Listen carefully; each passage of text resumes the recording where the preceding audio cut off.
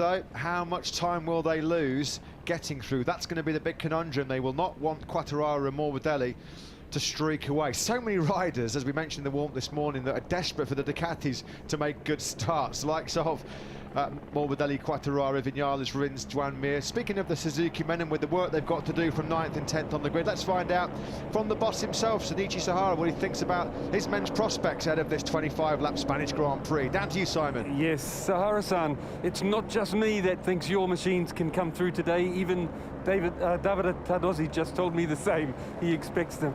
What about you? Yeah, no, quite. For me, quite normal feeling as usual. And okay, grid position is not the ideal for us, but okay, lap time for the qualify is only 3/10, 4/10 difference. So also we have the good pace on with the race tire, and as usual we aim to make good start and competing in front line to fight for podium again. I hope it's true. Good luck. Thank you. Yeah, good luck to Suzuki. Thank you very much there to Shinichi Sahara. Suzuki not won here in Jerez for 21 years. Kenny Roberts Jr., of course, in the 500cc race. On that day, Valentino Rossi was on the podium for the very first time in the Premier class as well, and he's on the grid again today. Extraordinary. Remember it well. I think it was a wet race, actually. A very rare wet race in this part of the world. Joan Mir then fully concentrated, fully focused. There is work for him to do, but he knows he can do it. He never really gets too flustered. He backs himself to make the overtakes. He was super aggressive at the start in Portimao last time out, wasn't he? There was a bit of early contact with Marc Marquez. He made a hard move on the 8 times world champion to start coming further forward. Well, what about Aprilia? Aleix Espargaro, it's been Simon. We'll come down to Antonio Jimenez just very shortly. Yeah, 30 years, of course. The 1992 Spanish Grand Prix, where it all kicked off here. Some great memories. On that particular day, Mick Doohan was the race winner from Wayne Rainey and Neil Mackenzie. 18.9 seconds Mick Doohan won that race by, and 19 riders were covered by that in Doha a few weeks ago. Well, I've been covering the Spanish Grand Prix since 1996, just 4 years later, one of the best events on the World Championship calendar. Let's hope it's slightly closer, though, here today. Down to you, Simon, on the grid. Yes, I've still got Antonio with me. Antonio, this is pretty exciting stuff. Aleix's results, as we were speaking earlier in the week, have been always pretty good at Jerez. The machine looks really good, and on form this whole event so far. What do you think is possible today from Aleix? Well, first of all, is most important is have a good start, to be in the good group and stay in the group for the first 5-6 lap. Then, you know, the condition today is a little bit difficult as yesterday. The wind or the air is little bit cold, and sometimes this is affecting a lot for brake and also for the tires, you know. It's true that in a race configuration we have the pace, we have a quite good pace, and so, you know, we have a dream, but I want to go step by step. So now we have to improve our best result, which is 7. So for me, if we can make a top 5, honestly, I will be very happy, and this is the way we have to follow, and with the right moment to be a little bit more close to the podium. Could be today or not. Important is finish the race in those positions. Okay. Antonio, thank you, and good luck achieving what you want today. Thank you very much. Yeah, thanks to Antonio Jimenez, crew chief to Aleix Espargaro. Just saw there the Dr. Valentino Rossi. So often he's sprinkled some magic on races here in Jerez. He would need to do something monumental to climb up onto, take his 200th podium.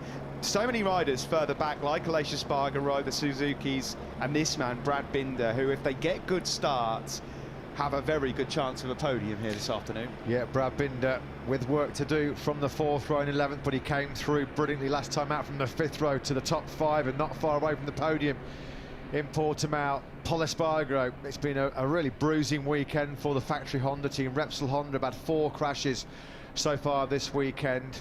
One in FP3 for Marquez and the warm this morning, one in FP3 and in the warm session this morning for Palespargo. Well, we just saw on screen Valentino Rossi. He loves Jerez, multiple race winner here, and of course Franco Morbidelli on the front row of the grid with great race pace. What can he do today? Let's find out from Petronas Yamaha SRT team manager Wilco Zeelenberg, who is down the grid with Simon. He is. He looks very busy, actually. It looks like everyone's making last-minute decisions, I'm guessing, on tyres. Wilco, please give us your thoughts on Frankie. He looks so on form here, like well on target for at least podium, and also your thoughts on Valentino today. Yeah, indeed, Franco is on a mission, I have to say. He loves Jerez and also Fabio, actually. You know, we were P1 and P2 here in 2019, and here we are back again 2 years later, and we are still on P1 and P2. But it's a demanding race, you know, there is no strategy. It's just fight for every centimeter because the boys behind are 0.0001 behind. And so it's all up to the race pace, and they are very close. Best of luck with that fight. Thank you very much. Yeah, the best of luck to Wilco Zeelenberg's boys. Fabio Quartararo, pole position, a 36.7. Expected race pace, 37.7. The race won't be done completely in 37s, of that we can guarantee you. But that would be 4/10 quicker than any best race lap we've seen. And that's race pace, which we saw Fabio Quartararo do quite comfortably and consistently throughout that FP4 session. That's where we base that prediction from. Quartararo was so good in Portimao in FP4. That's where all eyes were on him in terms of race trim, and he's done the exact same thing here today. A 1-2 on the grid for Quartararo and Morbidelli, just like it was back in 2019. Different Yamaha teams now, of course. Certainly completely different Yamaha motorcycles. That one keeps rearing its ugly head as Franco Morbidelli, I think, again with the Italian media, touched upon his somewhat dissatisfaction, I think it's fair to say, about the fact that he's on that aging couple-of-year-old Wisdar M1. Actually, when you take into consideration the spec of motorcycle he's on, to be doing the kind of lap times of being on the front row that he is, more kudos to the former Moto2 champ. What beckons for Marc Marquez in the opening stages? Will he get himself involved in one or two dices? Can he get himself into some sort of comfortable positions where he hasn't got to work too hard? The interesting thing is as well, Steve, is how will the body hold up over 25? We saw him tire with fatigue quite dramatically last time out in Portimao. Huge shout out to this man as well, Stefan Bradley. He starts 12th on that beautiful looking HRC livery. Let's pop back down to Simon on the grid. We're expecting fireworks as always from Brad Binder on the 4th row. Let's hear from the boss, KTM's Pit Byrer, with Simon. Yes, Matt, that's exactly what I want to ask Pit about. Is Brad on a Sunday, Pit, is something else, how deep he digs, and also can you give us a few words on Miguel Oliveira? Yeah, I mean, we really tried to have a better grid position, it's not a secret, especially Jerez, where the first lap is going to be quite tight. But yeah, we all know Brad is an incredible racer, so in Portimao I think he came from 18 and made a decent 5th position. So let's hope from 11 we can also do something. I think at the moment we have a pretty good bike for the start. So if we can have a good start, I think you're going to see a good race from Brad. And but the same for Miguel. But if you ask everybody on this grid, everybody wants to have a good start.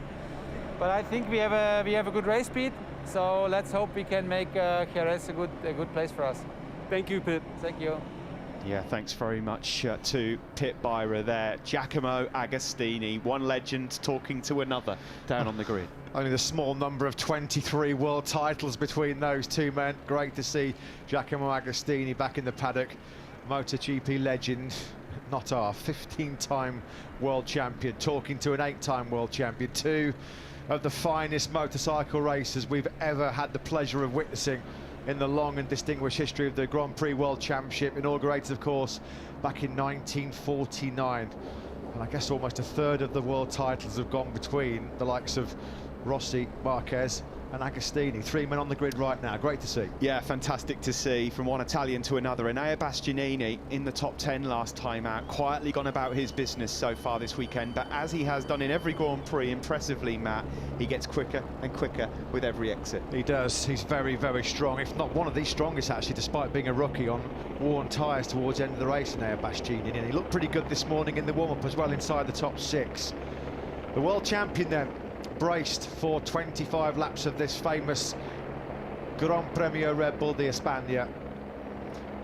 Marquez getting the lid on. Simon, I know you wanted to just give a couple of words in terms of what your thoughts are ahead of this race. It looks like on paper it's a battle between Quartararo and Morbidelli, but MotoGP races, as we well know, are not won on paper. Yeah, I think you guys are pretty covered it. Like, it's not as, I mean, motorcycle racing is extremely unpredictable, as my old crew chief and friend Chris Pike always says. You know, it's pretty hard for us boffins to spoil it because it's so unpredictable. Okay, I mean, Fabio, what's the word? Fabio looks at harmony with his bike, you know, and just like he did in Portugal. So to beat him, I think something strange has to happen, like, you know, which does happen, you know, falls or someone else bump into him, you know. The thing is, okay, I'll go with Fabio for sure. The thing is, if the Dukes get it off the line, I think Matt mentioned that earlier, and hold him back, I think Franco's right behind him, Vinales is close to him, Rins and Mir, they're my favourite speed-wise over the race distance. But if the Dukes can hold back Fabio and the others, I think, you know, the Suzukis and a couple of others, maybe Aleix, like Matt said, can join the party early, you know. And yeah, I just don't think the Dukes can run. Like even Tardozzi said that, I was surprised. I don't think they can run with it. So the other thing you guys already mentioned is Binder. He's such a Sunday man. I think he'll join the party as well, hopefully early on, if the Dukes can hold the group back and, you know, it doesn't get too spread out early. The last thing is, I think Aleix and Tucker, they'll be on, you know, if they can join early as well, they're on form here. So that's pretty much it, guys. Thanks very much, Simon. Always great to get your insight and input ahead of this Spanish Grand Prix. Danilo Petrucci with work to do way down the grid in 19th place. Some braking tyre information. Well, it's pretty easy to work out in terms of the rear tyre choice, as we expected. Every one of the 23 men in this race has gone for the medium Michelin rear tyre. Slight deviation on the front. Maverick Vinales, Enea Bastianini and Joan Mir, the world champion. They are three men, the only three men that have gone for the soft front tyre. Interesting. Medium front for everybody else. So medium rears for everybody. Vinales, Bastianini and Mir have gone for the Michelin soft front, or that was certainly what they told Michelin they were running when the tyre sheet was released just a few moments ago. It will be a 25-lap race around this 4.4 kilometre long circuit. Jack Miller on the front row for the first time. Can he kickstart his 2021 campaign rather, with his first podium of the year? Likewise for Franco Morbidelli, who was in the top 5 last time out. The big question though remains, can anyone stop this young man, the 22-year-old from Nice, Fabio Quartararo, from making it a hat-trick of victories for the first time in his career? Can anyone stop Yamaha's full stop, who are looking now for 4 wins on the spin? We are just moments away from the Spanish Grand Prix.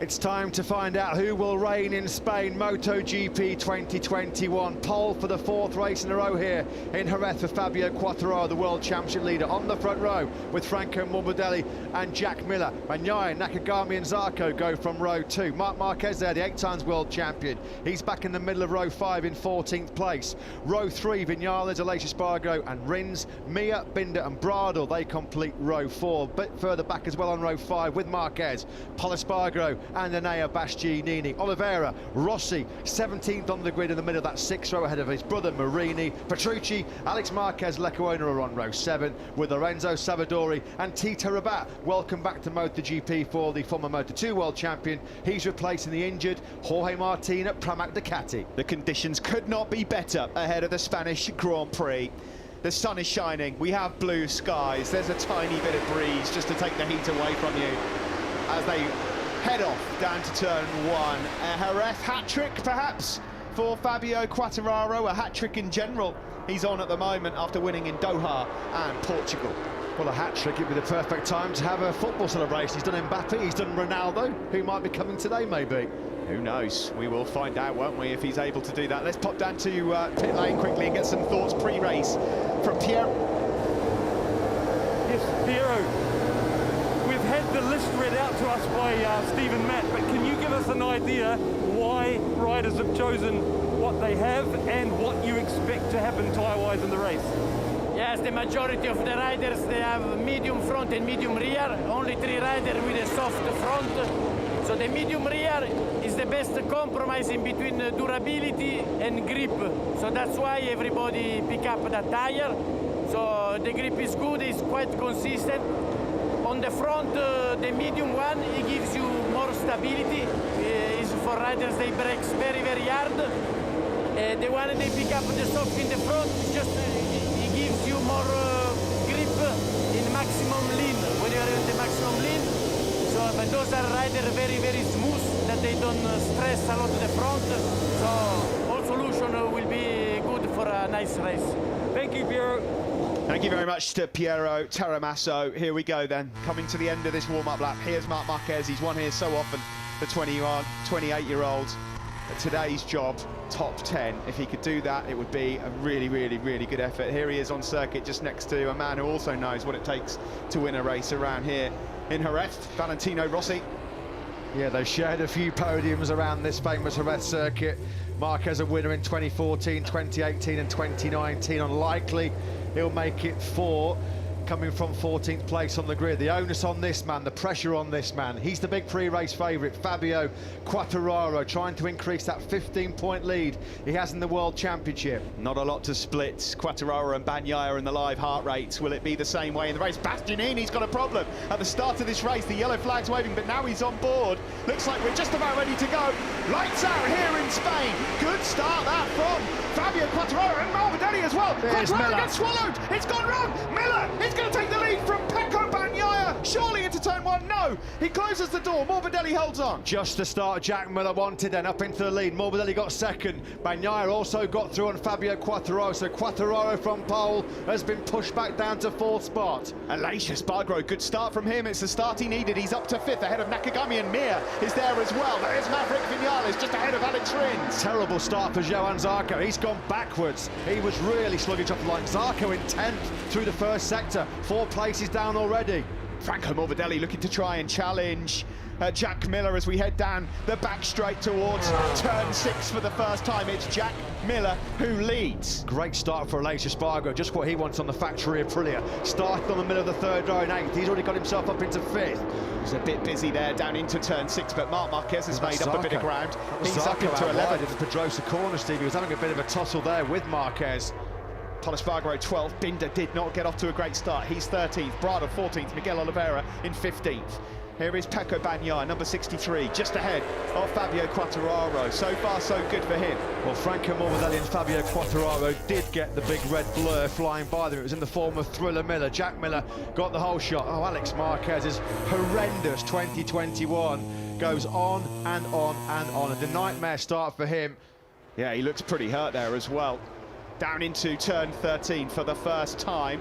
And for the first time in 2021, Jack Miller will lead across the line here in Spain. Steve, again at turn 13, it's Marquez and Zarco coming very, very close to each other. Those two are really beating each other up on that first lap.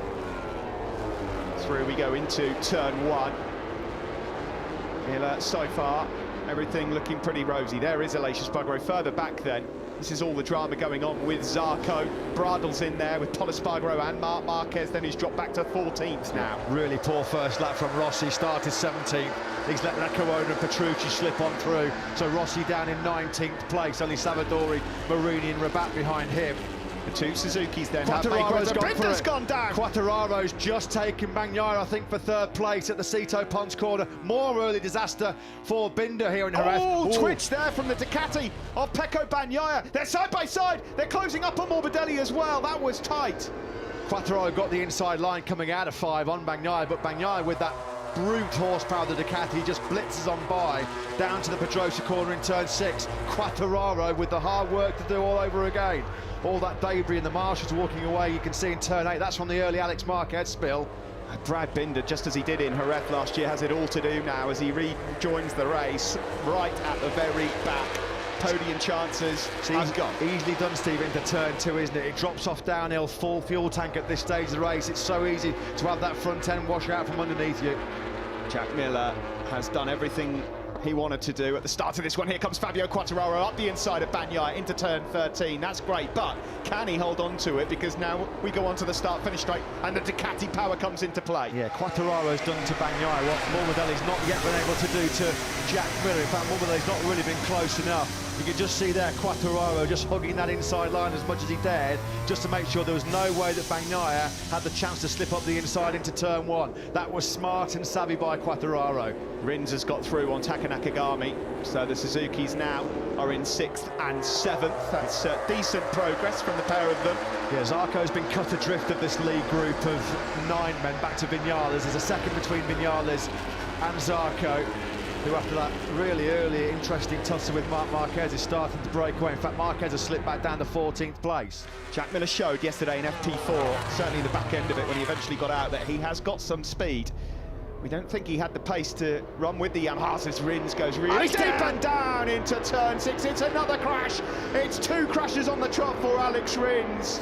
Disaster, no other word for it. Pure and utter disaster for Alex Rins in terms of his championship charge. He buckled when he was hounding and harassing Fabio Quartararo in Portimao 2 weeks ago, and he's an early faller here at turn 6.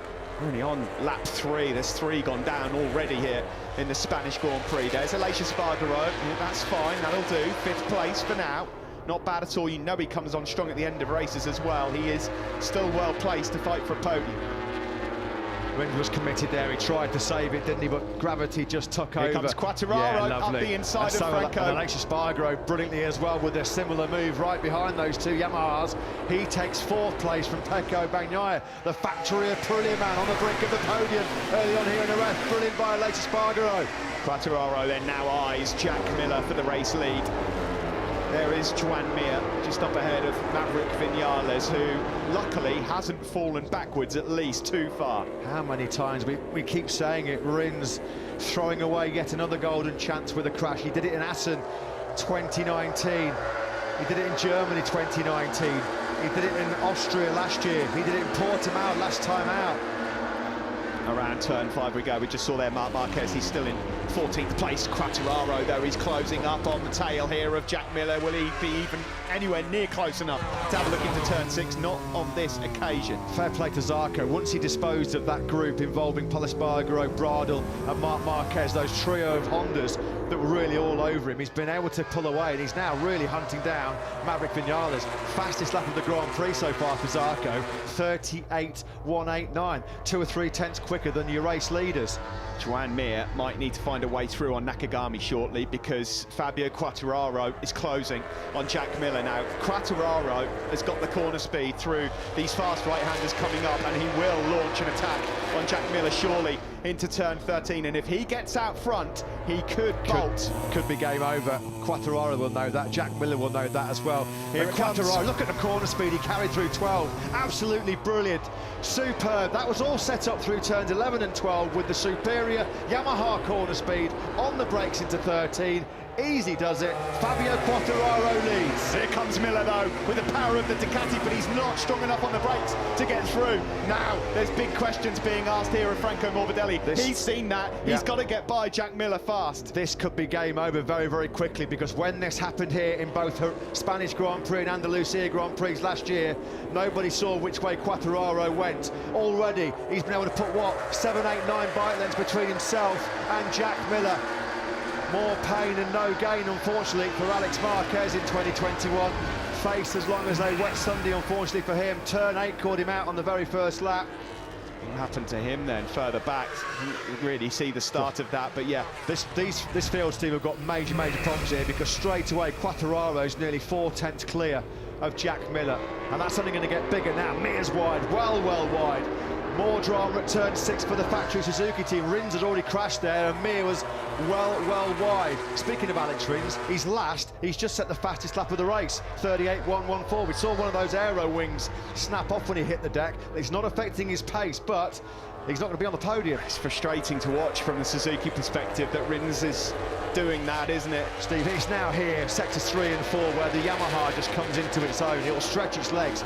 Miller just has not got the corner speed. The Ducati's been not weak, but nowhere near as strong as the Yamaha in this 4th sector, where it's fast, high-speed corners. The edge grip and the corner speed of the Yamaha.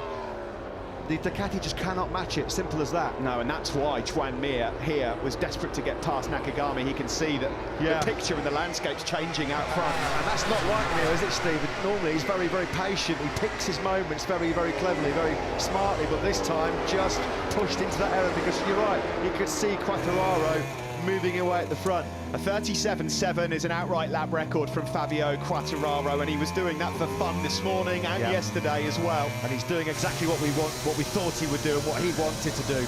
Get to the front early on, clear track, daylight ahead of you, head down, hammer down, off you go. And straight away, half a second clear of Miller.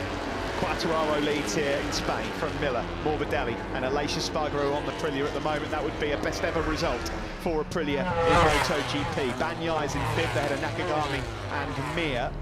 Further down the order, Pol Espargaro is in 10th ahead of Bradle and Marquez. The leading KTM is Miguel Oliveira in 14th.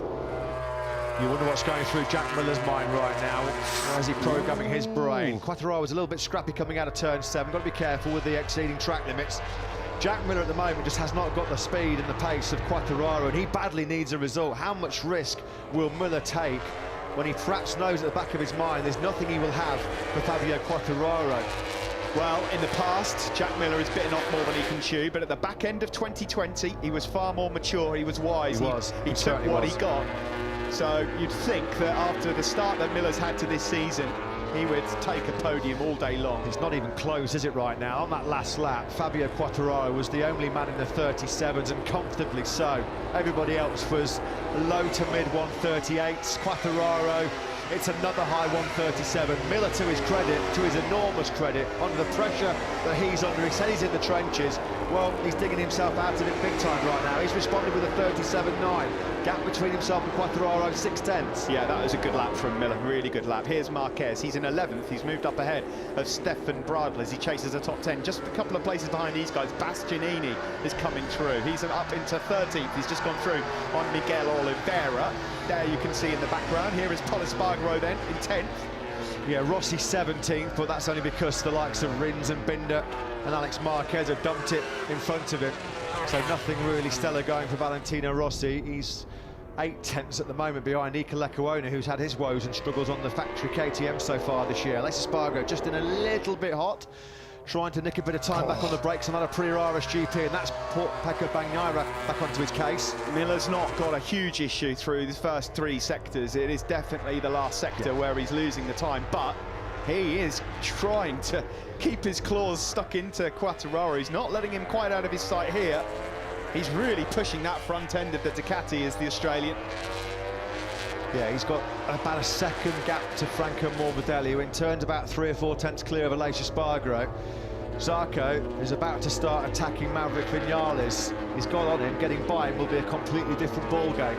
Braking hard into turn 13, Bagnaia on board with, that's Aleix Espargaro. Now Aleix Espargaro will be bargaining that maybe the likes of Miller might fade a bit late on, and there could be a podium on offer here. Quartararo and Miller exchange high 137s yet again. Franco Morbidelli's digging deep as well. A 37.993 is a PB lap from the Italian in 3rd place. The only 3 men in the 37s on that last lap were the top 3 men. On board still there with Pecco Bagnaia, just behind these guys, Taka Nakagami. Now, Nakagami in 2020 trim, midway through races, started to come into his own, so he might well feature in the latter stages of this one as well. Yeah, and he's the leading light for Honda right now. Alex Marquez already on the floor. Marc Marquez 11th, he's right on the case of his teammate Pol Espargaro in 10th place. Breaking into turn 6, Bagnaia trying to find a way through on the Aprilia. There's nothing wrong with Aleix Espargaro's confidence in that Michelin front tyre. He's able to stop that RSGP on a dime at the moment. Pinpoint accuracy going into turn 6 from Aleix Espargaro. It has to be, because Bagnaia is waiting to pounce on any kind of slip-up. Well, the gap between Quartararo and Miller at the front is still 7/10, but Miller is having to ride beyond himself here just to keep it at that. You wonder how much tyre he's using just to do that. As Marc Marquez here closes on his Repsol Honda teammate Pol Espargaro in the fight for 10th place. Yeah, 10th and 11th for Repsol Honda, not what we expected to see from Pol Espargaro and Marc Marquez, but of course there are mitigating circumstances, particularly for Marquez. 9 months out of the saddle for him, just working his way back up to confidence, and confidence which was definitely erased and eroded after those 2 big spills, one of which was at turn 4 this morning. Pol Espargaro has also had a couple of crashes. Quartararo, a 37.770, and the lead is over a second now as they head into turn 1, or just under a second, and that could be it now. Miller surely has to wave the white flag to Fabio Quartararo and run his own race. He's not catching Fabio at this rate. Comfortably clear of Morbidelli. He doesn't have to worry about the Italian at this stage of the race. Morbidelli's almost 1.5 seconds behind him. So it's quite a lonely second right now for Jack Miller, but it would be a massive fillip for him just to get on the podium for the first time as a factory Ducati rider. On board here with Pecco Bagnaia, he's using the speed of his Ducati to get alongside Aleix Espargaro, and that will be so frustrating for the Aprilia rider as they chuck it into turn 6, and he's really deep as well. Nothing that Espargaro could do about that was that as long as Bagnaia gets that rear tyre hooked up coming through turn 5 and then gets the drive grip, the acceleration down the back straight, he's able to just ease on through in the brakes. Pecco Bagnaia's so good. He's the best Ducati braker, certainly the latest Ducati braker. He's taken over that mantle from Andrea Dovizioso in 2021, so he's a very, very difficult man to outbrake, is Pecco Bagnaia. Here is Alex Rins then, just put in his personal best lap of the race again. Yeah, you can see that right-hand wing has been sliced off of that factory Suzuki, and that will be making this motorcycle behave not as it normally would do. It'll be slightly out of kilter without the downforce being generated by that right aero addition. Aleix Espargaro now falling into the hands of Taka Nakagami. Now there's a bit of a theme going on here with Aleix Espargaro in 2021. They've ridden brilliantly as the Spanish rider on the Aprilia, but there is this third distance lull where he loses a couple of places and then he comes on strong again. The same happened in Qatar and in Portugal as well. He can ill afford to get himself behind Taka Nakagami here if he wants a chance at a podium. Zarco's got Vinales, that's for 8th place. So Zarco recovering from a very, very poor start. He was on the second row in 6. His whole shot device did not work out for him at all. He got swamped going into the first corner, but he's finally found a way through on Vinales. I think we've had a faller, I think. Enea Bastianini has gone missing. Yeah, he has, unfortunately. Well, that's brought an abrupt end to his very impressive start to his rookie season in MotoGP, turn 2. So easily done. The best have been caught out there in the past. You can see all the scrape marks and the dirt and dust on the side of that Avinci Ducati. Bastianini was running well as well. He was 12th place. He was only 3/10 behind Marc Marquez, but unfortunately down here into turn 2, losing the front end, your classic turn 2 crash. He has rejoined the race, as did Alex Rins, as did Brad Binder as well. This is your fight for third place and for 5th place. Yeah, there's trouble, big trouble looming here, Steve, for Franco Morbidelli. On this lap alone in the first 2 sectors, Bagnaia's taken nearly 3/10 out of him. On to the start, finish straight we go. Quartararo crosses the line, a 38 flat. Miller 1.3 behind. Then it's Morbidelli, who is indeed 2/10 slower than Pecco Bagnaia.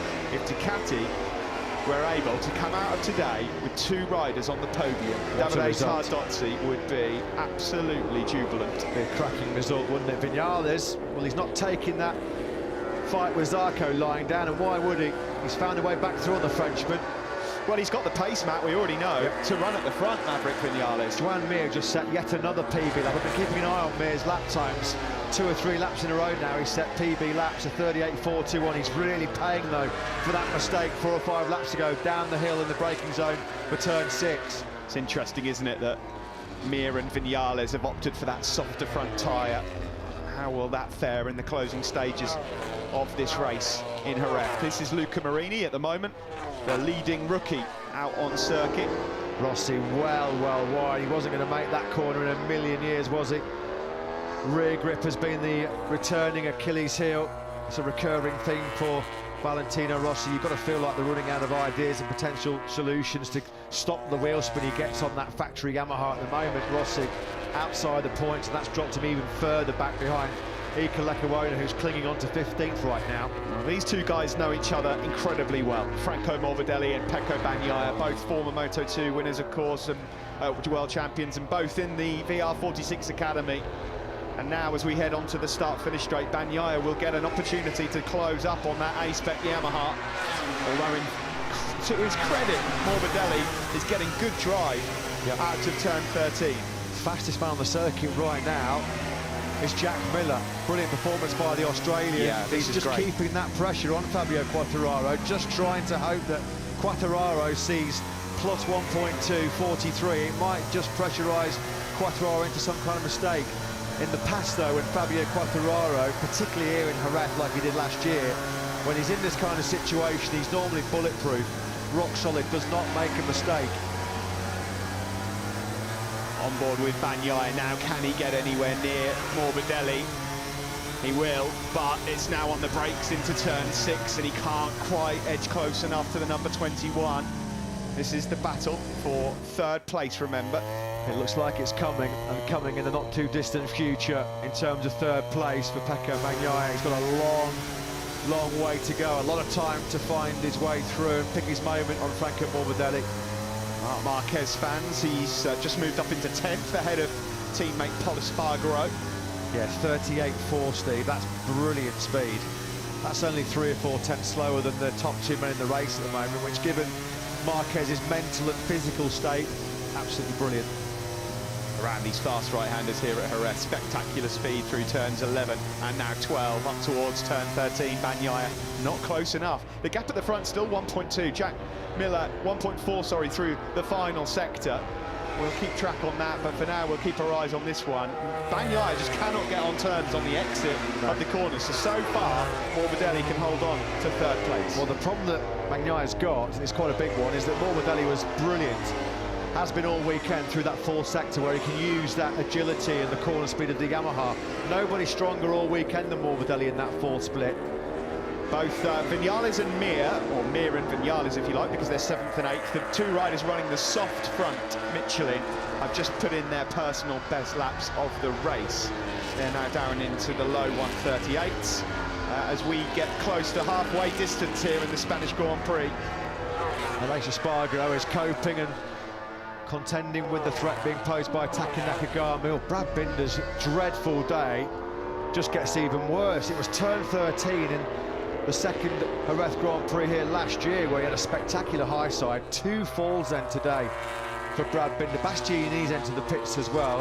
Is that game over for Binder today, or is he going to get back on and try and salvage something for what's been a very, very disappointing and underwhelming race day for him? Yeah, he's going to be gutted about that, Brad Binder. He was full of beans on Friday, really fancied his chances. Well, let's hope that turn 13 spill he's just had was slightly more tame and sedate than one he had there last year, because that was a monster, big high side. Simon just mentioning, did he have 2 falls last year? I think no, he clattered. I don't think he hit Oliveira into the first corner and then high side, didn't he? I'm not sure if he did. Maybe he did. He went straight on, didn't he, into turn 5 in the first race? Yeah, and then in the second one he'd already hit Oliveira and then high sided out at the final corner. He's just sort of stretching his back there just to make sure that everything's all A-OK. He's on his feet, so no obvious damage, but after a big crash yesterday at turn 5, 3 crashes this weekend for Brad Binder, that's going to be marked down as a very disappointing weekend. Bagnaia's trying to chase down the man that we're on board with, Franco Morbidelli, out front. I mean, to his enormous credit, Jack Miller is only lapping a 10th a lap slower than Quartararo, but the problem is at the moment, Quartararo is fully engaged Jorge Lorenzo mode in 2021, and he's just not putting a single foot wrong. He's not making a mistake. And neither is this man, Franco Morbidelli.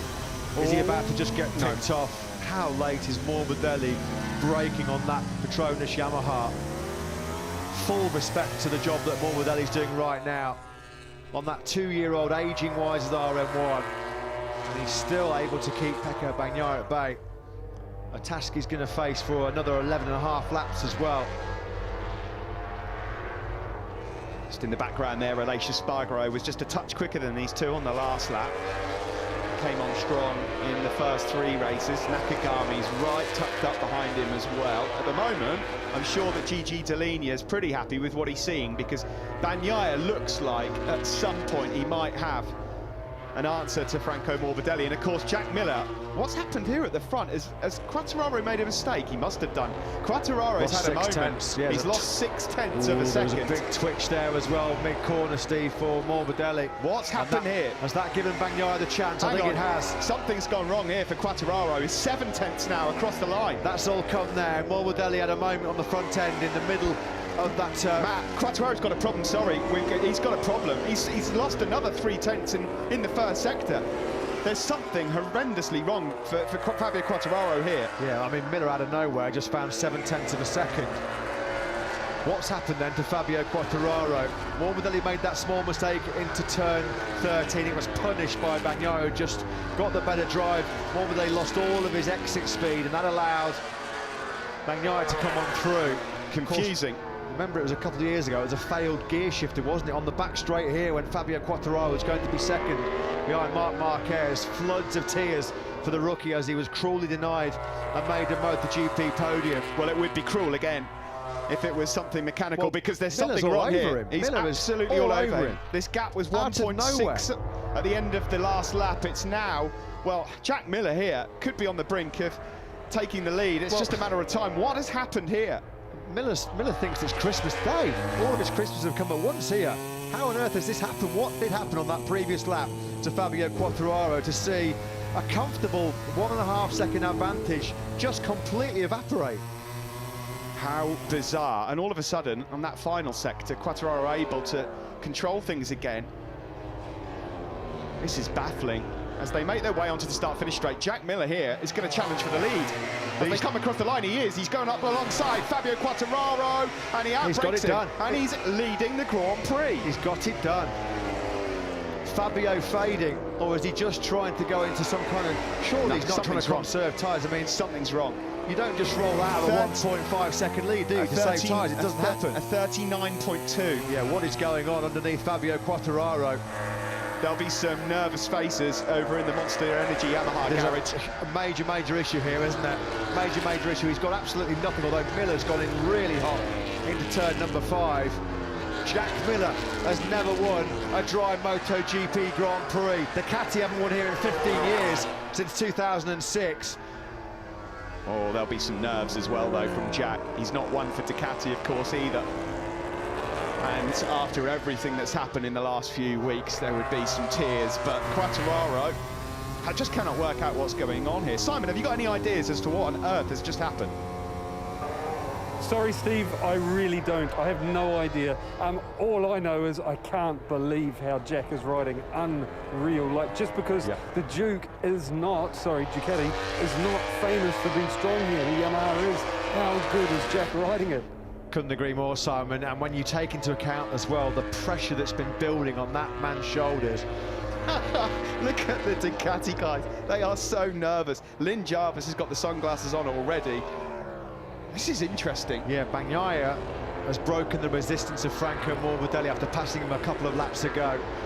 Bagnaia's about half a second clear already. Now the gap between Miller and Quartararo against another mid-139. Yeah, something's definitely not right with the Yamaha of Fabio Quartararo. I mean, it can't be tyres. They can't just fall off a cliff like that, surely. Well, maybe they do. I mean, who knows? Did his pace overcook the tyres? Yeah, has he overcooked the tyre? Who don't knows? know. Oh, and he's wide there as well. It's not the first time he's done that either.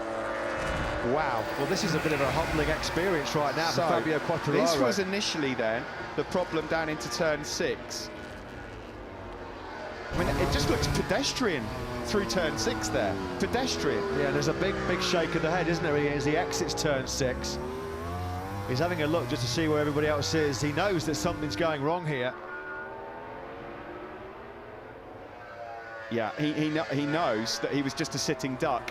He's now a second behind. He's going to get, I mean, unbelievably, Ducati, who haven't won here since 2006, could be on for a 1-2. Guys, if I had to guess, in its tyres, it's front, not rear. You know, he's having trouble on entry more than exit. he's going to have major problems hanging on to a podium thanks to that, Simon.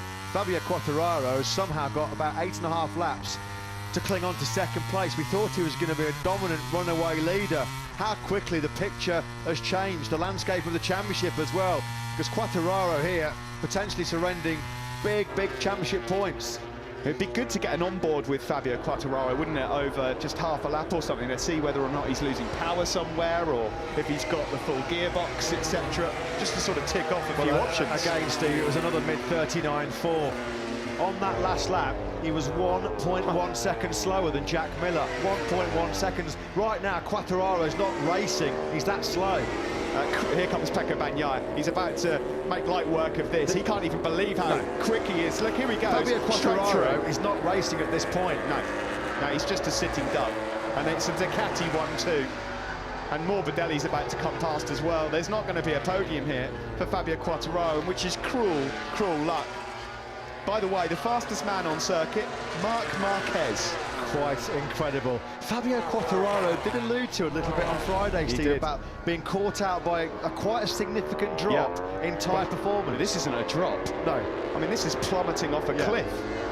This really is like freebasing, isn't it? I mean, what a moment this is going to be for Jack Miller on the other side of the coin, because he's such a popular lad and he has been so down in the dumps, but he said he was going to dig deep. He's dug deep before, and there we see straight through for Morbidelli on his former teammate. This is going to really hurt Fabio Quartararo. Simon. Yeah, guys, again on entry, that's where they're getting him. You know, was it Aragon? Yeah, that they overheated the front tyre. Basically, not the rubber, but because the temperature goes up, the pressure goes up, and then they lose grip. And I think that might be the problem here. He's not going to be in the top 10. Thanks again, Simon. The way he's going, he's not got a chance of even salvaging a top 10 here. Aleix Espargaro will be the next man to pick him off. Taki Nakagami's right behind the Spaniard as well.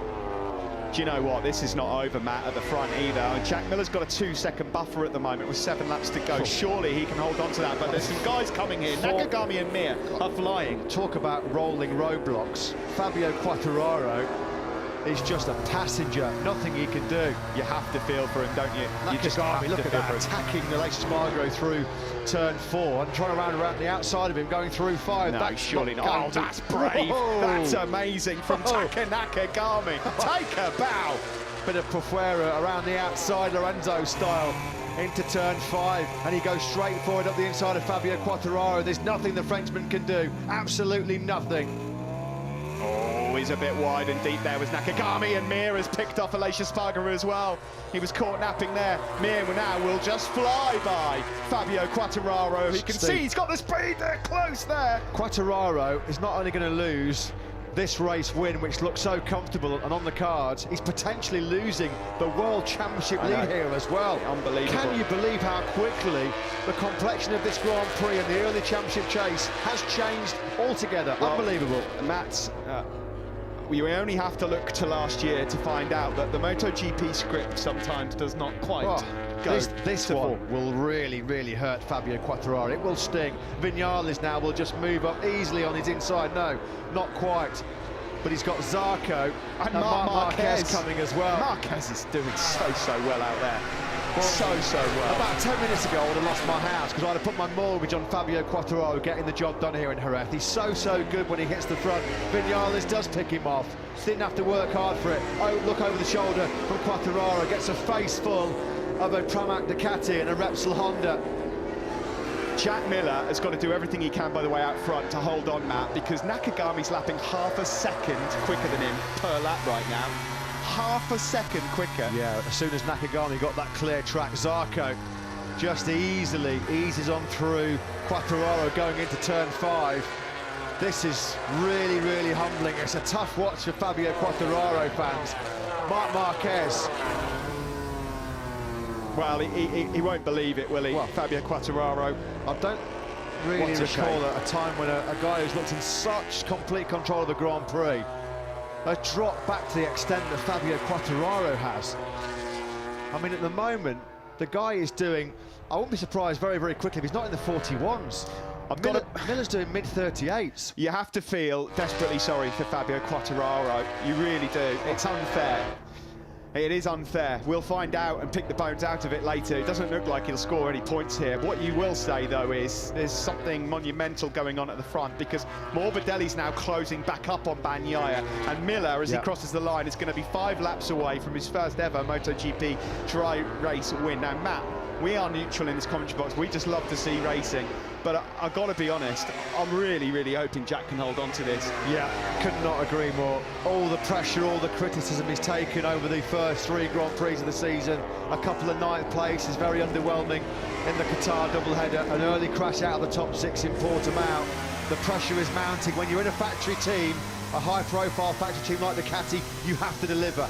No excuses. Nobody knows that more than Jack Miller. And today, it could be the day where he takes that first dry race victory for the factory Ducati team, and it will be an immensely popular victory as well. This is how it looks at the moment. I mean, that's going to go. What do we say? Quartararo will be in the 41s very quickly. That's exactly where he is right now. Fabio Quartararo on that last lap was nearly 3 seconds slower than your race leader Jack Miller. 3 seconds. Incredible. This man here, Pecco Bagnaia, will inherit the World Championship lead if Quartararo just drops 1 more place in this race. 5 laps to go. Miller leads 1.7 clear of Bagnaia, his teammate Ducati, on for an unheard of 1-2 in Jerez, of all places. Quartararo in absolute free fall. He'll need a parachute to stop himself dropping back through the pack soon. It's been a really humbling afternoon. Deary me. And there's the championship. Look at that live championship now. It could get worse for Quartararo. At the moment, he's going to Le Mans level, 66 points. He needs a big favour here from another Yamaha rider, Quartararo. Can Morbidelli work away through on Pecco Bagnaia? But Quartararo is not going to be able to defend positions from Pol Espargaro, is he? Pol Espargaro is going to pick him off quite comfortably as well. Miller still with that advantage of 1.8 seconds over Bagnaia. 4 to go for the Australian. And still, Taka Nakagami and Morbidelli are half a second quicker than Jack Miller. Nakagami and Morbidelli, they did this last year, didn't they? And it went wrong for the pair of them. Jack Miller here, the 26-year-old from Townsville, just 4 laps away from what would be such an emotional victory. And the best stories of all in sport are when someone digs their way out of real trouble, when their back's against the wall and they come back to prove everyone wrong. They are the best sporting stories. What did we say yesterday when he got on the front row? You cannot keep a good man down for too long. He gets knocked down, but he keeps getting back up again, doesn't he? Jack Miller. Assen 2016, when he was part of the Mark VDS Honda project, was his only solitary MotoGP success. That was, of course, in wet and damp conditions at the Dutch TT. Well, if you cast your minds back to Davide Tardozzi's celebrations in Austria that went viral, get a camera on him at the end of this one if it stays the way it is, because they will be doing loop-the-loops down there. This is something very special for Ducati at a circuit they have notoriously struggled at. Jack Miller on paper did not have the pace. Remember, he missed half of FP4 yesterday, a crucial session to MotoGP riders, but he made up for that in the second half of it. 15 minutes he had to try and get his act sorted out, and he did it. Yeah, truly brilliant. Position progression. Look away now if you're a Yamaha and a Fabio Quartararo fan. Can you believe it? Lap 4 he was leading, he was comfortably inside the top 3 until about lap 17 or 18. It's looking not even like the top 10. It's looking like he's going to pick up a couple of points here at the moment if things stay the way they are. I mean, it's very, very difficult to see anything of interest information-wise on the front and the rear tyres there from this angle.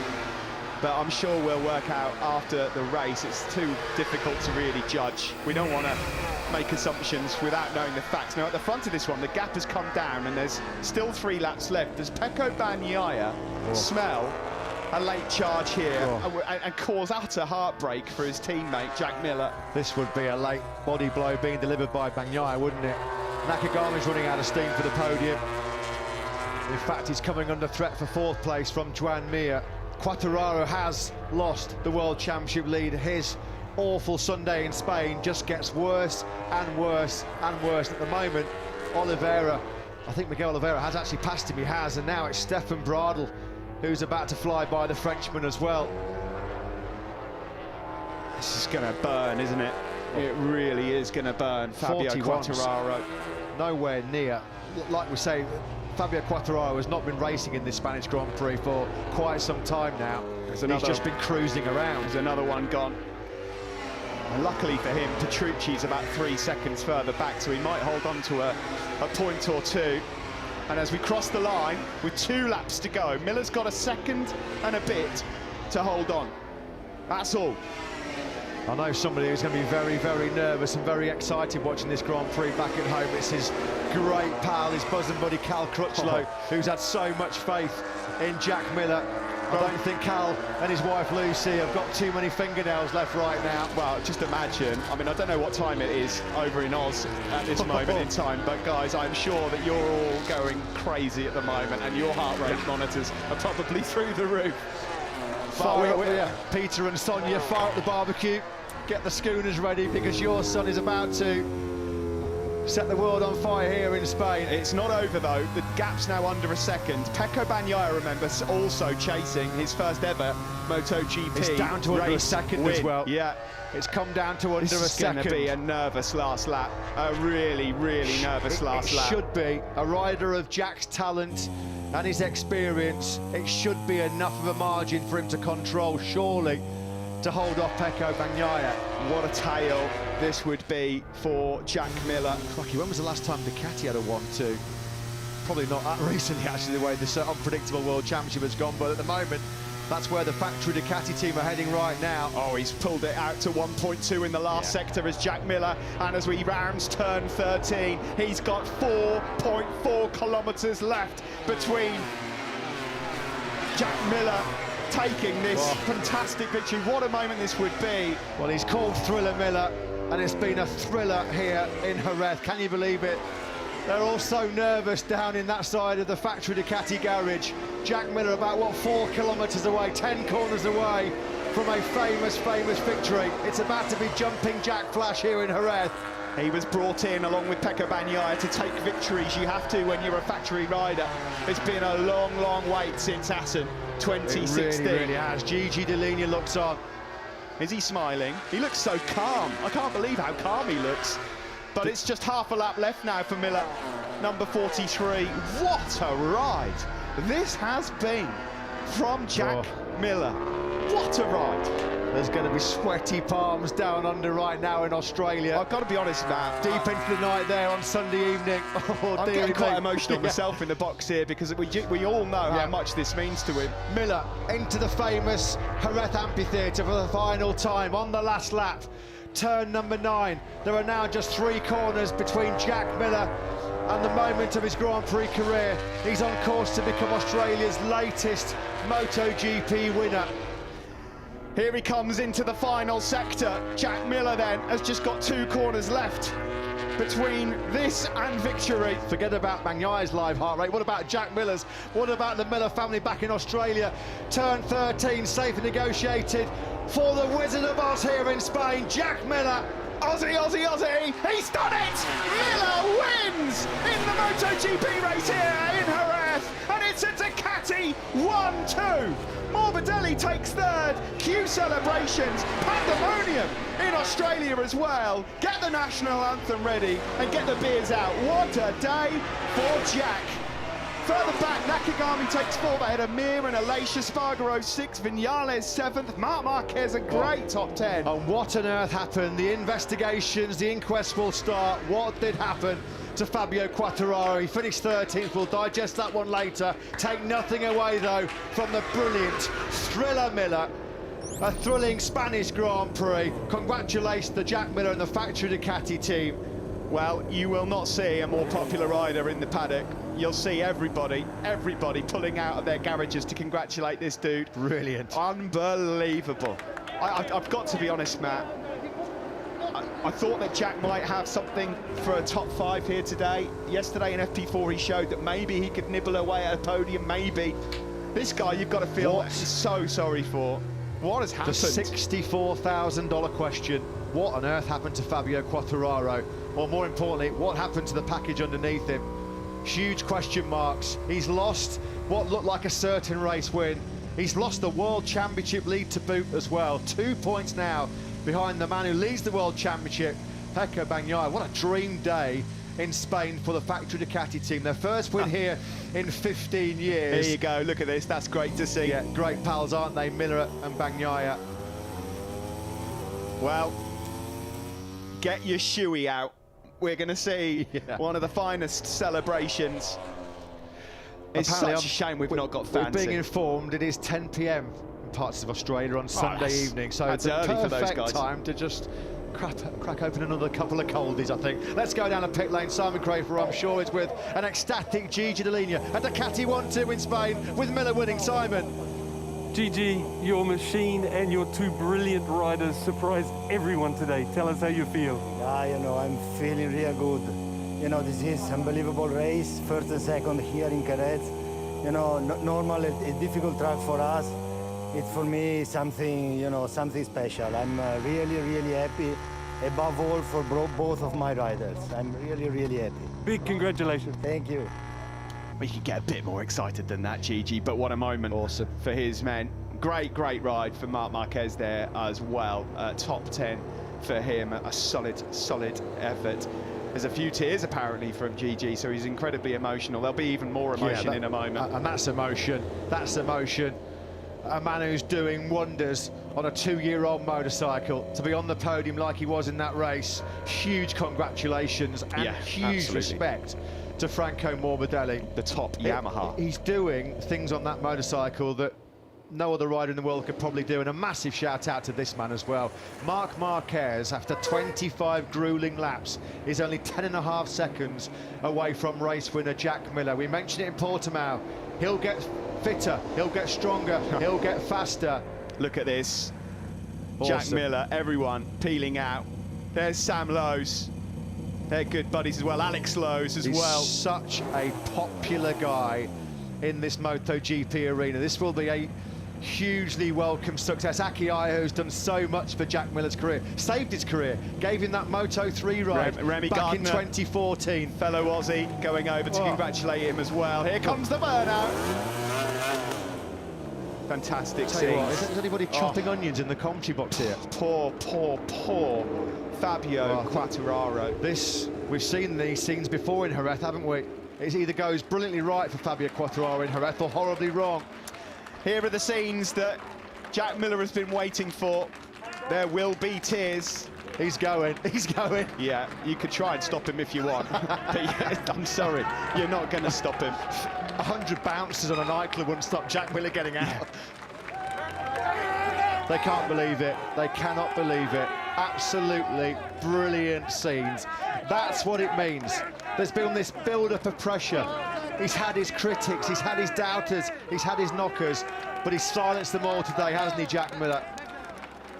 That's great as well. Lovely. An embrace between the two teammates. A 1-2 for Ducati in Jerez. Paolo Ciabatti there, and Gigi Dall'Igna and Davide Tardozzi, the three key figures in Ducati, of course. I'm sure that Mr. Domenicali will be absolutely over the moon.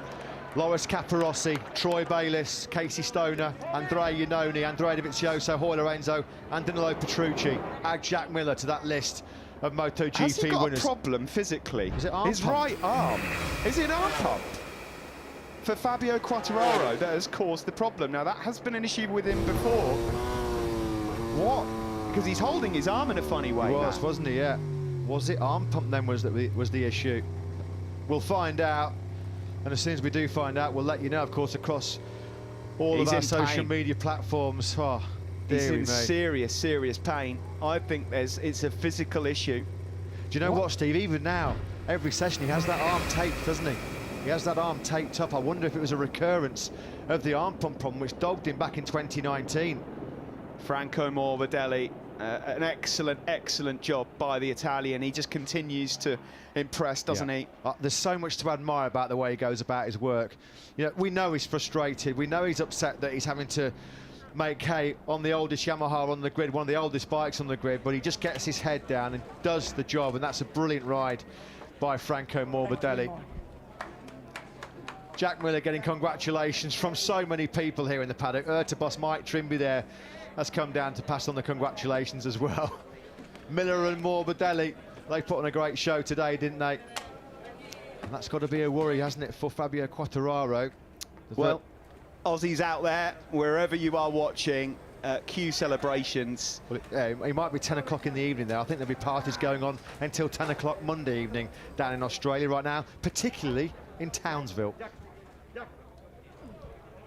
Taka Nakagami. Good job. Yeah, really good job. That's another 4th place. That's an equal best for the Honda man, top Honda. It looks like it was a long, hard, brutal race for the Japanese rider.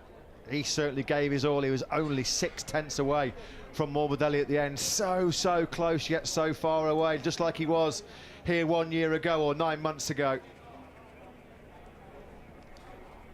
Wow. Well, I think it's fair to say MotoGP delivers once more. Here's Johann Zarco, an 8th place finish in the end for him, just 7 seconds off the win. He's not going to be happy with that, is he, when he sees a couple of GP21s, 1st and 2nd. No. What he will be able to do, of course, is analyse it, pore over the data and find out where he was missing. But a couple of big shakes of the head there from Zarco. Not happy to be down in 8th place. There's been some questions asked of Jack Miller, even by himself. But that win has also just launched him into championship contention again now. It's early days, of course, but what a moment. And what a ride from this man, Franco Morbidelli, on the podium for the first time. Top Yamaha as well. Down to you, Simon. Franco, please tell us what the race was like for you and also what it feels like to be back on the podium. Pretty easy. I just gave more than the maximum all race. I was really on the limit. I risked a lot, but finally we were rewarded with this podium, and this podium feels just like a victory because of where we are right now. So it feels great to be on the podium, and it's a great feeling. Congratulations, Franco. Thank you. Yeah, he can take enormous satisfaction and pleasure from that race because he did absolutely everything with the motorcycle underneath him that he could, Franco Morbidelli. You don't very often hear a rider say, well, yeah, 3rd feels like a win, but he had to ride so hard for that up the inside of his former teammate Fabio Quartararo, who faded so fast. Was it mechanical? Was it physical? It looked like there may be some recurring arm pump issues for Fabio Quartararo. We know Jack Miller, of course, has already had an arm pump operation so far this year. That will be right at the back of his mind right now, as we can hear from the top 2 Ducati men. Generous round of applause there. Pecco Bagnaia 2nd, and our new World Championship leader, he's with Simon in Parc Ferme. Pecco, what a wonderful ride, and how does it feel to be leading the World Championship? I'm happy. I use a strategy they have worked for the final result, but too slow at the start to win the race. So I tried to manage the tire because in these days I was knowing that the rear was sliding a lot and was dropping a lot. So I tried to be calm at the start, but I lose too much time. Then when I tried to push to recover the gap between me and Jack, I was starting having a bit of problem with the front also. But in any case, I'm very happy. I'm leading the championship, so I'm happy. And this was a really tough track for us. So finish 1-2 for us is a big result, better than the 2nd in Portimao. So I'm very happy. And now we will arrive in circuits that also our bike like. Big congratulations, Thank you very much. Yeah, what a day then for the factory Ducati team. Race winners for the first time in 15 years in Jerez. And they now lead the World Championship thanks to this man, Pecco Bagnaia, 2nd place for him. Really strong performance. But the man of the moment in MotoGP, this was where he swept through on Fabio Quartararo to take that podium at this stage of the Grand Prix. Fabio Quartararo was really suffering and struggling with a problem that we haven't been able to identify just yet, but we'll go down to Parc Ferme again and speak to Simon very shortly, and it's going to be a really emotional Jack Miller. It's just starting to sink in, the magnitude of that achievement. You take a moment, mate, to compose yourself, because he's taken some real stick over these first 3 Grand Prix. Nobody's got any idea of the blood, the sweat, the tears, the sacrifices that go into these moments. These guys have been waiting for this moment, working for these moments since they were 3, 4, 5 years old. Here he is then, and a very emotional Jack Miller, a Ducati MotoGP winner for the first time. He's with Simon in Parc Ferme. Jack, after a tough start to the year, you fought back, and I think everyone is going to agree with me, that ride was beautiful. Tell us about it. Thank you, mate. I mean, I just tried to do what I could. You know, I'd done a lot of laps all weekend by myself, and I knew I had reasonable pace. I thought when Fabio came past, okay, he's got a bit better pace. I dropped in like 37s for a few laps there with him, but I wasn't able to maintain that. But then neither was he. I didn't expect him to come back to me. He did, and yeah, I was just able to. I knew I had a bit of a gap behind me, so I knew if I could get past Fabio, I could see he was struggling. Get past him and just keep my head down, not make any mistakes, and just try and punch out the laps. You know, those last 7, 8 laps were the longest I've ever had in my career. But no, I mean, it's just undescribable what I'm feeling right now. I mean, it's just a flood of emotions. Happy, sad, everything. You know, I wish my parents were here to celebrate it with me, but they're back at home, and I know they'll be celebrating. But I'd just like to thank everyone for all their support, and try and do it again soon. Jack, the whole paddock's happy for you. Enjoy it. Thank you. Wow, that was very, very emotional indeed. Right from the heart, wasn't it, that one? Incredible scenes. Jack Miller, a MotoGP race winner again. What a moment, what a day. He has dug so deep for that one. Davide Tardozzi, I bet. Well, the technical... Well, one man who knows how to celebrate and kick off a celebration is Davide Tardozzi. He's always the ringleader, isn't he, down in Ducati? What an afternoon. Their first 1-2, of course, since the Vizioso Lorenzo 2018 Brno Grand Prix. And there it is, the famous Miller stoppie. And for once we get to see it in celebration. Everybody feeling the emotion of that success. Look at that, absolutely jaw-droppingly beautiful. Magnificent Miller. Love it, absolutely love it. That's the way to celebrate your first Ducati win, your first dry MotoGP win. He's not bad at the old stand-up wheelies, to be fair, either, is he, Jack? The man that Davide Tardozzi was sort of praying to all of, and thanking is the technical director, of course, Davide Barana, who has been involved and was really put under some scrutiny at the end of last year when, of course, there were so many changes going on at Ducati. They've brought in a lot of fresh blood. Just been told by one of our Aussie followers back at home. Shout out to Craig Edwards. It's a public holiday in Queensland tomorrow. I mean, yeah, a lot of people are going to be waking up in Queensland with headaches tomorrow. That's perfect. At least I'm going to go to work, guys and girls. No, that's perfect, absolutely perfect. And for the first time in a long time, we're going to be seeing that Australian flag on the top step. Of course, Jack was the last Aussie to do so in 2016 in Assen. Advanced Australia Fair, I'm sure, is getting made ready by Leah Cicis, Australian herself. A very Australian feel to the podium celebrations here then in Jerez.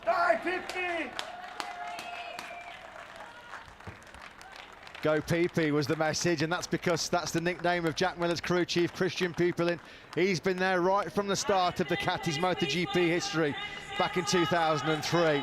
This man gave his all, and he got the reward as well. Franco Morbidelli with a brilliant third place, his first of the 2021 season, bouncing back after a difficult doubleheader in Qatar. Here is, and we welcome to the podium in second place, your new MotoGP World Championship leader after a dreadful day for Fabio Quartararo. Bagnaia comes to second, but there's going to be a huge roar, a huge cheer as the celebrations start for a very popular Spanish Grand Prix winner. the Australian Jack Miller, the 26-year-old, will come to the top step of the podium for just the second time in his MotoGP career. First as a factory Ducati rider, the podium stained in red by Miller and Bagnaia. What a moment, arguably the best moment of Jack Miller's Grand Prix career. Joaquim Aristegui, the director of the Spanish Sports Council, hands over the Constructor Prize to Ducati. First win of the season, of course, for the Bologna factory. And 52nd win in the Premier class. Franco Morbidelli will take the third place prize from Mamen Sanchez-Diaz, the mayor of Jerez de la Frontera. Morbidelli's 6th career podium in MotoGP, 27th in the World Championship. The new World Championship leader gets the second place prize from George Villegas. Pecco Bagnaia, the 24-year-old Italian, his 4th MotoGP podium, the 27th of his Grand Prix career as well. But let the celebrations commence. They'll go on long into the night, into the early hours at home in Australia right now, because it's Australia's 26-year-old Jack Miller. Juan Marín, the Vice President of the Andalusian government, hands over just the second race-winning trophy to Jack Miller. He is the Wizard of Oz here in Jerez. So, ladies and gentlemen, please stand for the national anthem of Australia.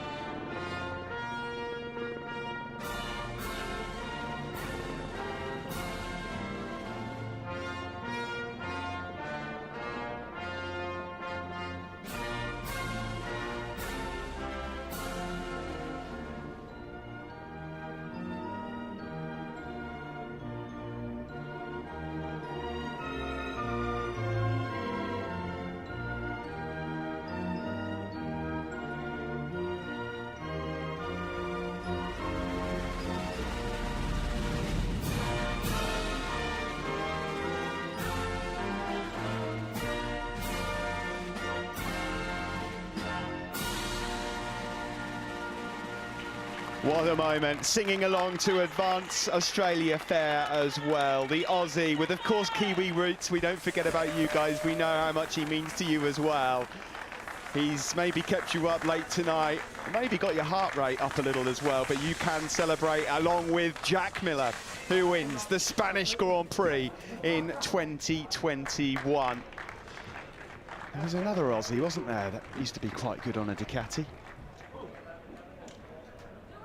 Yeah, not too shoddy, was he? A certain Casey Stoner. I'm sure Casey back at home in Australia as well will be delighted to see Jack Miller do what he did on the factory Ducati. Troy Bayliss, of course, as well, was an Australian winner on a factory Ducati MotoGP. You just wonder now how much this might release for Jack in terms of pressure. This could be the key now for his World Championship to now move on. He's got that off his back finally. He's won in Ducati colours. Can he now take it to the next level? Round 4 belongs to the Bologna boys, 1st and 2nd, and an excellent 3rd for Franco Morbidelli.